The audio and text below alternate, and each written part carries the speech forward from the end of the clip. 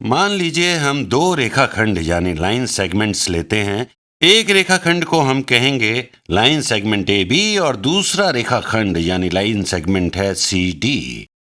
ये हो गया सी और ये है डी और ये इंटरसेक्ट यानी प्रतिच्छेद करती हैं बिंदु ई पर। और मान लीजिए हमें बताया गया है कि ये वाला कोण या कहें इसका माप ये बी, मैंने थोड़ा दूर लिख दिया, इसको हटाकर थोड़ा पास लिखता हूं। इस बी को थोड़ा पास लिखते हैं, पीला रंग लेता हूं।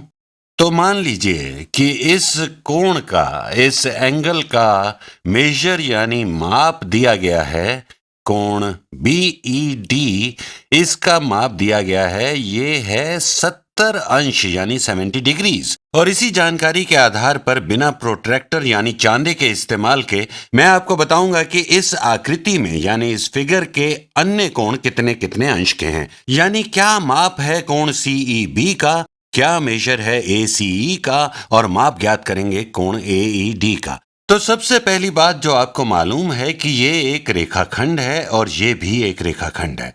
और आप देखिए कि कोण BED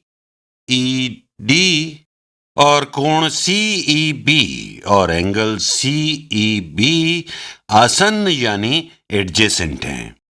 एडजेसेंट कोण है। और आप ध्यान से देखिए कि इन कोणों की ये बाहरी भुजाएं एक सीधा कोण बनाती हैं, स्ट्रेट एंगल, यानी कि एंगल CED एक स्ट्रेट एंगल है, कोण CED एक सीधा कोण है, स्ट्रेट एंगल। हमें ये मालूम है कि ये दोनों कोण संपूरक कोण हैं, सप्लीमेंट्री एंगल्स। ये दोनों साथ साथ हैं और एक स्ट्रेट एंगल बनाते हैं। जब हम इनकी बाहरी भुजाएं लेते हैं तो इसका मतलब एंगल BED और एंगल CEB संपूरक कोण हैं, सप्लीमेंट्री हैं, मतलब इन दोनों कोणों का योग 180 अंश है, यानी ये सप्लीमेंट्री कोण हैं, संपूरक कोण हैं। अब हम एंगल CEB का माप निकालेंगे। देखिए कोण BED का माप जमा कोण CEB का माप। यहां मैंने M लिखा है माप यानी मेजर के लिए, लेकिन इसे ऐसे भी लिखते हैं angle BED plus angle CEB बराबर है 180 अंश। हमें अब कोण BED का माप पहले से मालूम है जो है 70 अंश, तो ये तो हो गया 70 अंश। तो 70 अंश जमा कोण CEB का माप बराबर है 180 अंश।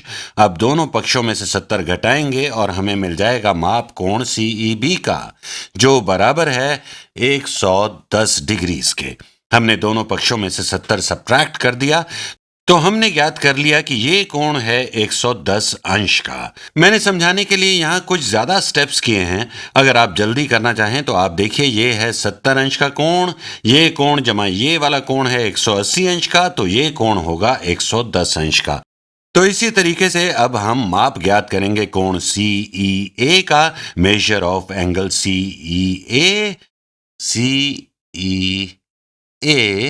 यहां भी हम वही तरीका अपनाएंगे जैसे हमने यहां किया था। Angle CEA and angle CEB आसन्न यानी एडजेसेंट हैं। इनकी बाहरी भुजाएं देखें तो ये एक स्ट्रेट एंगल बनाते हैं, इसलिए ये सप्लीमेंट्री यानी संपूरक हैं। इसलिए इन दोनों का योग है 180 अंश। तो माप कोण CEA का जमा माप कोण CEB का, जो कि है 110 अंश, बराबर होता है 180 अंश के। अब 110 को दोनों पक्षों में से सब्ट्रैक्ट यानी घटा करने पर मिलेगा माप कोण CEA का, जो बराबर है 70 अंश के, यानी 70 डिग्रीज के। तो ये वाला कोण भी है 70 अंश का। अगली वीडियो में आप देखेंगे कि ये कोई संयोग यानी कोइंसिडेंस नहीं है। इन दोनों एंगल्स CEA और BED को ऑपोजिट एंगल या सम्मुख कोण कहते हैं। वैसे इन्हें वर्टिकल ऑपोजिट एंगल या ऊर्ध्वाधर सम्मुख कोण कहना ज्यादा ठीक होगा। वैसे हमने अभी इसे सिद्ध नहीं किया है, हमने तो बस यहाँ ये देखा है कि ये वर्टिकल एंगल्स बराबर हैं, जो कि हमेशा बराबर होते हैं, परंतु यहाँ हमने इस बात को सिद्ध करके नहीं देखा है। परंतु ये एक नया शब्द है, नई जानकारी है, तो हम इसे यहाँ लिख लेते हैं।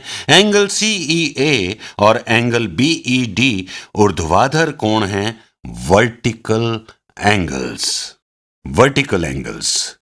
आप सोच रहे होंगे कि ये तो हॉरिजॉन्टल दिख रहे हैं, क्षैतिज हैं, तो फिर वर्टिकल नाम क्यों? आप अभी इतना जान लें कि जब दो रेखाएं एक दूसरे को इंटरसेक्ट करती हैं तब ऐसे एंगल्स वर्टिकल एंगल्स कहलाते हैं। कोण CEB और कोण AED भी ऊर्ध्वाधर कोण हैं। एंगल CEB और angle AED are also vertical. यहाँ ये बात आसानी से समझ में आती है क्योंकि यहाँ दिख रहा है कि एक ऊपर है और दूसरा नीचे, तो ये तो वर्टिकल ऑपोजिट एंगल्स हैं। लेकिन ये हॉरिजॉन्टली ऑपोजिट दिखने वाले एंगल भी ऊर्ध्वाधर सम्मुख कोण ही कहे जाते हैं। और अब माप कोण AED का। और अभी जो मैंने बताया कि ऊर्ध्वाधर सम्मुख कोण वर्टिकल ऑपोजिट एंगल्स हमेशा बराबर ही होते हैं, क्योंकि अभी तक हमने इसे प्रूव यानी सिद्ध नहीं किया, इसलिए इस प्रॉपर्टी का इस्तेमाल नहीं करेंगे। अभी हम अपना पुराना तरीका ही इस्तेमाल करेंगे। CEA और AED संपूरक यानी सप्लीमेंट्री हैं। इनकी बाहरी भुजाओं से स्ट्रेट एंगल बन रहा है, तो CEA और AED का योग होगा 180 अंश, यानी मेजर या माप कोण AED का जमा मेजर यानी माप कोण CEA का होता है 180 अंश। कोण CEA का माप हमें मालूम है, ये है 70 अंश, तो ये है 70 डिग्रीज। तो घटाएंगे 70 को दोनों पक्षों में से और हमें मिलेगा माप कोण AED का, जो बराबर है 110 अंश के। तो हमें वही उत्तर मिला जिसकी हमें उम्मीद थी। तो इस कोण का माप है 110 डिग्री। तो हमने देखा कि ऐसे आसन्न कोण जिनकी बाहरी भुजाएं परस्पर 180 अंश का कोण बनाती हैं, जैसे इसका और इसका योग 180 है, इन दोनों का योग भी 180 है, इन दोनों को भी जोड़ें तो 180 है। अगर इस सब को हम जोड़ें तो इनका योग 360 है। तो इस वृत्त के अनुरूप चलते हैं, देखते हैं। 70 जमा 110, 180 जमा 70 250 जमा 110 360। आज बस इतना ही। आज हमें कुछ रोचक जानकारियां मिली हैं, अपनी कोशिश से कुछ प्रॉपर्टीज हमने जान ली हैं। अगली वीडियो में हम इन जानकारियों को सिद्ध करेंगे, इनकी जांच करेंगे और हम जनरलाइज्ड नंबर्स यानी व्यापक संख्याओं का प्रयोग करेंगे, ना कि सिर्फ 70 अंश का, ये प्रूव करने के लिए कि वर्टिकली अपोजिट एंगल्स यानी ऊर्ध्वाधर सम्मुख कोण बराबर होते हैं।